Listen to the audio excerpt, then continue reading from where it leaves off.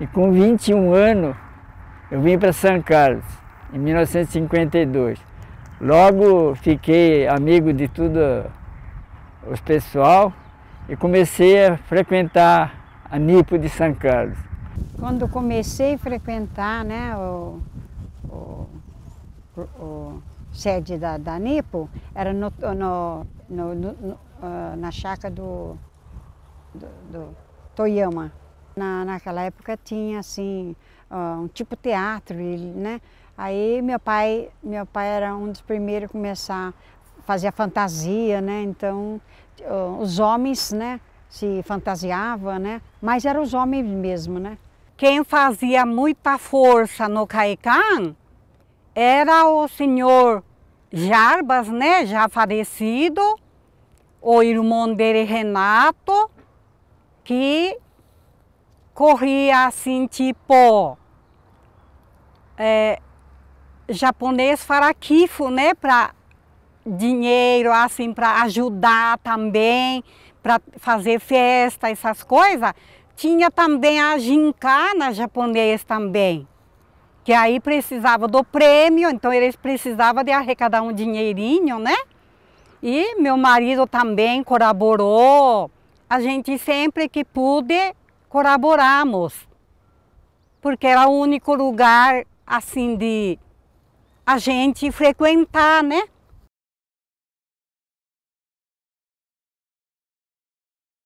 O primeiro presidente, eu acho que foi até um brasileiro, Célio Barbosa, porque naquela época da guerra, o descendente japonês não podia assumir a NIPO.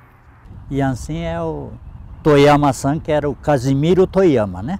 Ele foi um grande presidente, muito honesto, muito esforçado.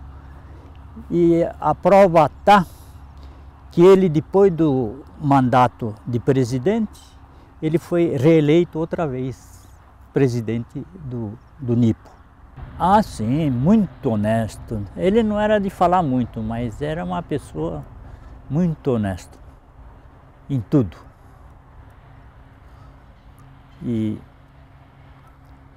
ele deixou a gente muito novo, né? De repente.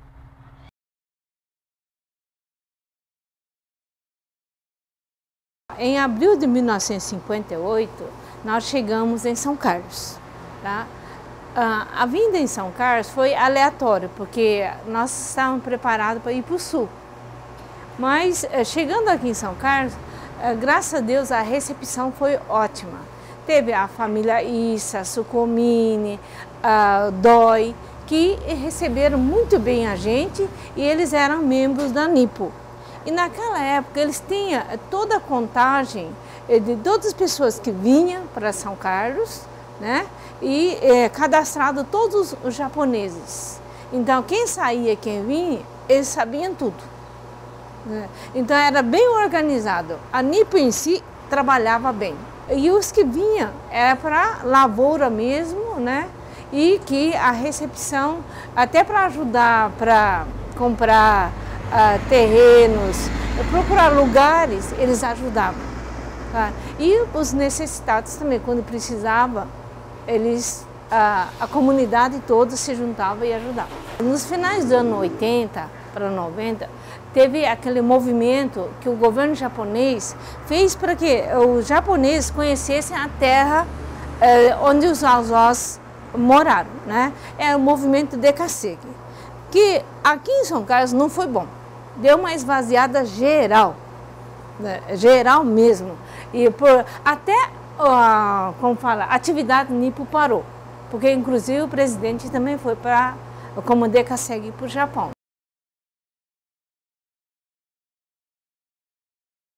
A NIPO tinha baile também, a gente frequentava baile. E os velhos, de vez em quando, trazia aquele cinema antigo. E a NIPO tinha muita atividade. Tinha o primeirinho e o segundinho, né? E eu sempre fui de segundinho, porque não era muito bom de bola. Então, eu como atleta do NIPO, e depois é que comecei a tomar conta do time. Mas isso já faz muito tempo. A cidade de São Carlos tinha muito atleta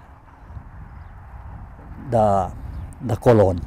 A gente ia jogar futebol, mas não era um futebol bonito, era uma correria que ninguém segurava. Porque o japonês é esforçado, não é um craque na bola. Ia 2 times, né, jogar futebol na fazenda. Mas para jogar nessas fazendas, naqueles tempos, não era fácil, viu? Era difícil, que era muita confusão, eles não queriam perder e a gente também não, e no fim saía muito atrito nessas fazendas aí. Principalmente na fazenda Itaguaçu, que precisamos atravessar um brejo correndo para não apanhar do pessoal da fazenda lá. Isso aconteceu.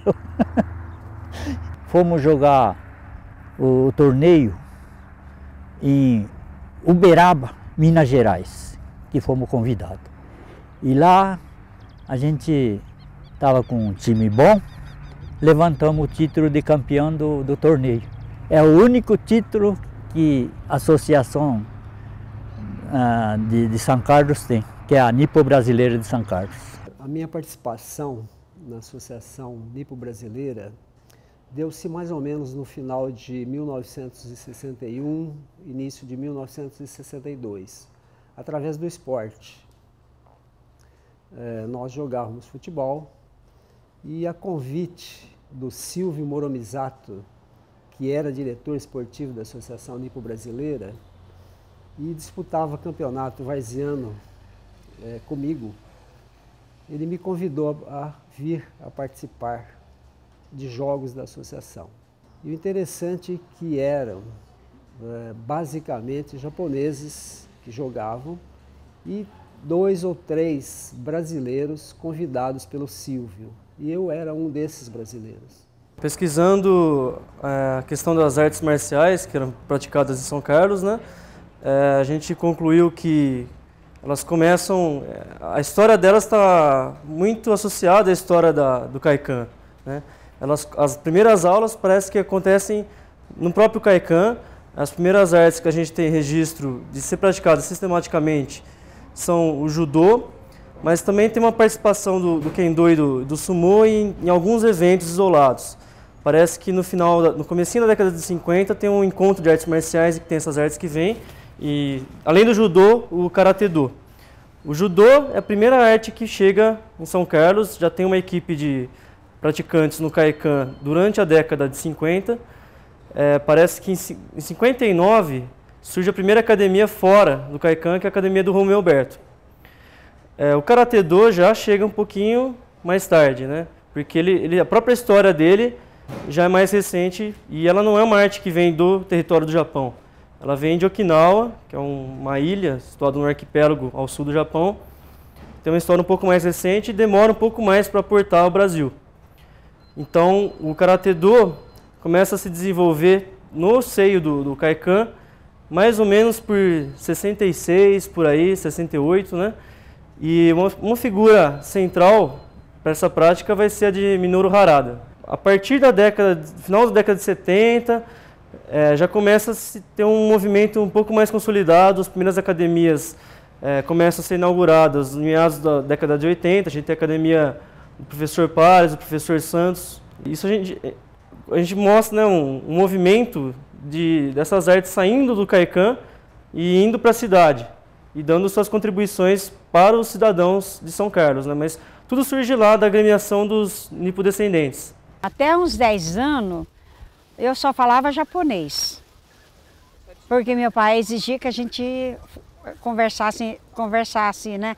Não em brasileiro. Depois entrei na escola, aí fui perdendo jeito de falar, aí fiquei bem brasileirada até hoje. O nome do meu pai é Yoshio Otani.